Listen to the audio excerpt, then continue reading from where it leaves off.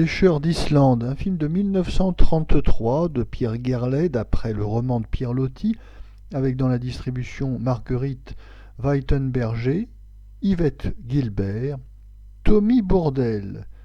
Le sujet: Marguerite Weitenberger, jeune paimpolaise aisée, élevée à Paris, s'éprend du rude marin Tommy Bourdelle qui n'ose répondre à cet amour. Plus tard, quand Tommy Bourdelle la sait orpheline et pauvre, il l'épouse. Quelques jours après, il part pour l'Islande. Notre avis: Pêcheur d'Islande est certainement le roman de Pierre Loti le plus célèbre. Paru en 1886, il connaîtra de nombreuses adaptations au cinéma, tout d'abord en 1916, puis en 1924 avec Charles Vanel dans le rôle principal, puis cette version de 1933, et enfin en 1959 dans un film réalisé par Schoendorfer. Notons également un téléfilm de 1996. Cette version de 1933 est réalisée par Pierre Gerlet, dont c'est le second et dernier film, et malgré son inexpérience, Pierre Gerlet réalise ici un film intéressant. Alors certes, les scènes tournées en intérieur sont un petit peu conventionnelles, mais les scènes tournées en extérieur sont réussies, et notamment les scènes navales qui sont jamais faciles à réaliser. C'est toujours une petite prouesse technique de tourner sur un bateau, et ici le résultat est plus que satisfaisant. Une certaine austérité dans la mise en scène sert admirablement le propos.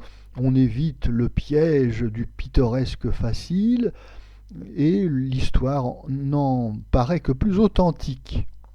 Certes, le film est un peu lent pour un spectateur contemporain, mais cette lenteur permet une meilleure tension dramatique dans le récit, puis on prend le temps de faire connaissance avec les personnages et de s'imprégner de leurs sentiments. De même, le parti pris de tourner le plus possible en extérieur est très bienvenu, puisque cela permet de renforcer le caractère réaliste de l'histoire. De plus, comme je le disais, les scènes tournées sur la goélette sont réussies. Il y a même, s'agissant des scènes de pêche, un petit côté documentaire très intéressant. Et puis, même si la scène de la tempête est un petit peu abrégée, elle est tout de même fort convaincante. Pêcheur d'Islande, film bien construit et bien équilibré, est également servi par de bons acteurs, au premier rang desquels Tommy Bourdelle. Tommy Bourdelle est ici fort bien distribué dans ce rôle de pêcheur, un peu taiseux mais fort sensible. Oui, Tommy Bourdelle, c'est le type même de l'acteur à la virilité tranquille, au calme des vrais forts, mais avec une sensibilité rentrée. Son jeu est sensible et précis.